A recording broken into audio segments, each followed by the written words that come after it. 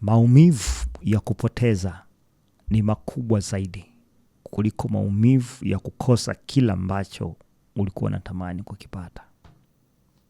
Kutembea juu ya maji kwa Petro kulihitaji tu kujua kwamba huyu ni nani amesema, ikiwa ni wewe, niruhusu nitembee juu ya maji. Akaingiwa na shaka moyoni mwake. Yesu akamwambia, wewe mwenye imani haba, uliona shaka moyoni mwako. Petro aliongezewa kiwango kingine ambacho hajawahi kuwa nacho kwenye maisha yake. Alipita kiwango cha kutembea kwenye barabara ya kawaida, akaingia kiwango cha kutembea kwenye maji.